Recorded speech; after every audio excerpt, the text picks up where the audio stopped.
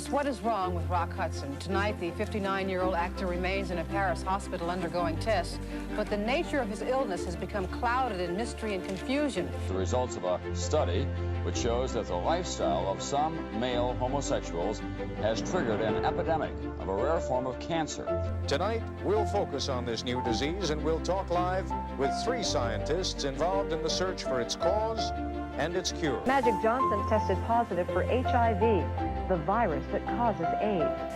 The HIV virus that I have attained, I will have to retire from the Lakers. Government funding of AIDS research has increased $70 million in the year since Hudson's death, and private fundraising for all AIDS organizations has tripled.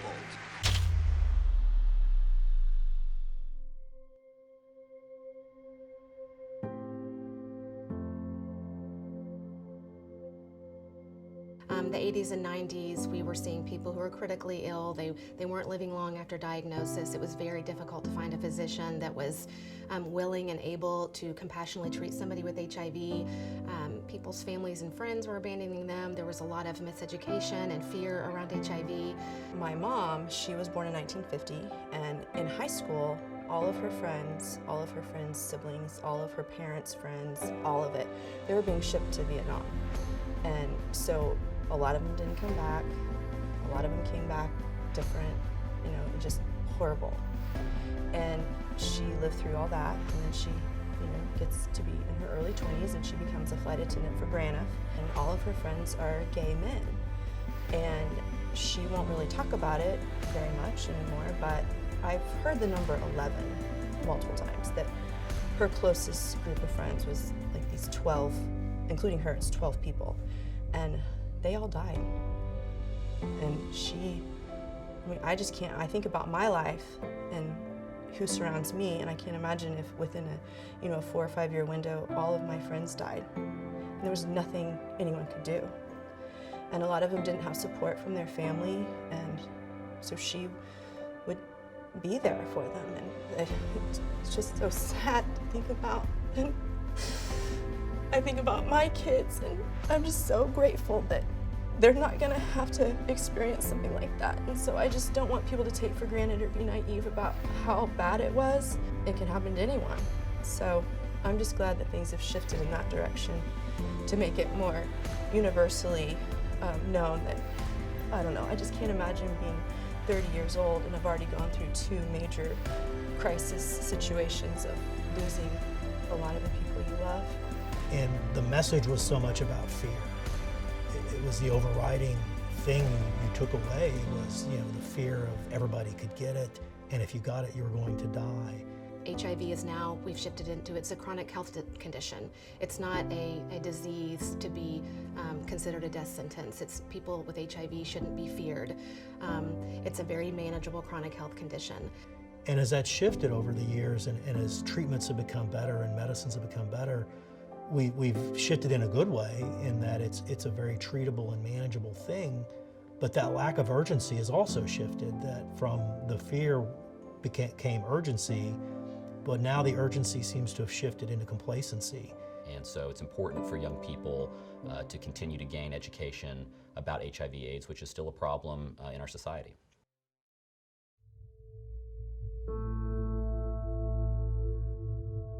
I was always close with my brother growing up. He was 6 years older than me. So growing up, we were all ice skated, and we lived in California every summer, and we ice skated. My brother, my sister, and myself, and my mom, and my dad stayed back here. Her brother and her dad loved to travel, and even as a really young boy, Jay would go with their dad down to the old AAA, and you'd get the maps out, and you'd decide where you were going to take a vacation, and Jay took this active role in actually planning the entire vacation with his dad, even at a young age. And I just, when I think about that and I see some of the old pictures of their family gatherings, it just makes me laugh to think of this young boy, maybe not even a teenager, planning the entire family vacation for his family. He was a trip planner. That's kind of what he did.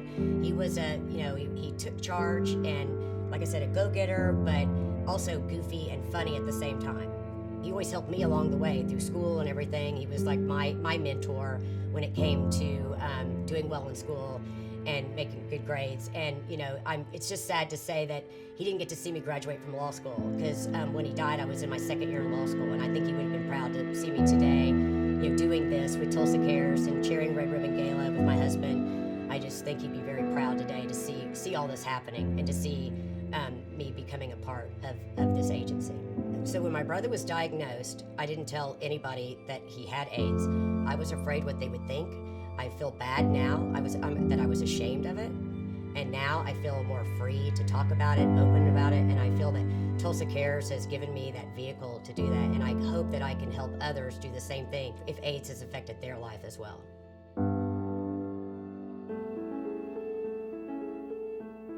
The reason why I'm a part of Tulsa Cares is because it serves a population that is often overlooked or forgotten. Tulsa Cares is an organization that is looking out for truly the less fortunate, people that other segments of society have cast aside or forgotten about. Tulsa Cares is an organization that provides for people that couldn't find services elsewhere. I do feel that Tulsa Cares and their clients, we all have a common bond, regardless of our differences. We know when we're there, we don't have to worry about being judged. I think the structure at Tulsa Cares leads toward individual attention with resident-client relationship. To me, makes it feel comfortable, that they know you by name, they're interested in making sure that you get what you need. A place to feel safe, a place to discuss with others what is going on, other people that are familiar with the same situation, a place where they can feel safe and be loved. And our staff really does an amazing job of meeting people where they are, calming them down, providing them comfort, providing them the knowledge they need right at that moment to address an issue they're having. So I get to take care of the whole patient, because you can just take care of the HIV. If they can't afford the medicine, you failed. If they've got some mental health issues that they can't take it, you failed. That's what you're there for, is to help patients climb over obstacles.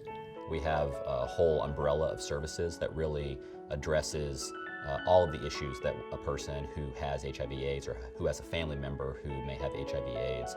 So that ranges everything from getting access to medication, but also having stable and affordable housing, having proper nutrition through our food pantry and our farmers market. So I think the best thing about Tulsa Cares is that it is addressing each facet of HIV and AIDS. Everybody is impacted by this disease. Someone in your family or friend or a coworker that you know has been impacted by this disease. It's a different time now. I believe people's perceptions have changed about AIDS and HIV.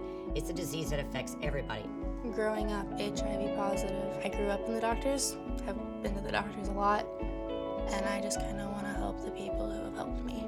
I just wish that people would stop criticizing something that they don't understand. As providers, whether it's physicians, case managers, nurses, knowing information about HIV and AIDS and spreading that information, getting it out into the community, may help to reduce the stigma. Well, all organizations can need funding, and Tulsa Cares needs funding just like any other organization. The money is put to good use. It stays here in Tulsa. This is money that literally is from our community, and it's staying in our community, and it's making our community a much better place to live. It always changes when they know someone personally that either is suffering from it or has been affected directly. Either indirectly or directly, we're all impacted by it, and we're all going to benefit by overcoming and shifting our perceptions and our awareness of what it is and what we can do to fight it. Young people need to be comfortable with who they are. They need to be comfortable talking to their partners about sexuality and healthy relationships. It's a critical component to helping us reduce the infection rate of HIV. There's still almost 250 new infections of HIV in Oklahoma, and almost half of those are in young people between the ages of 20 and 29.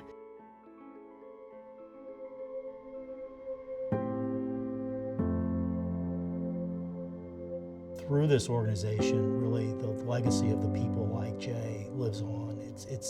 They may not have had the benefit of a Tulsa Cares and all the benefits it can provide, But his memory is driving Betsy to help push that forward, and so many people will be impacted by the fact that Betsy loves her brother and wants to do this for him. I actually want to thank the people who got me involved in Tulsa Cares to give me this opportunity to talk about my brother. It's healing, it's making me feel better about it, and it's also helping my sister too. And I just want to thank everybody for allowing me the opportunity to do this today.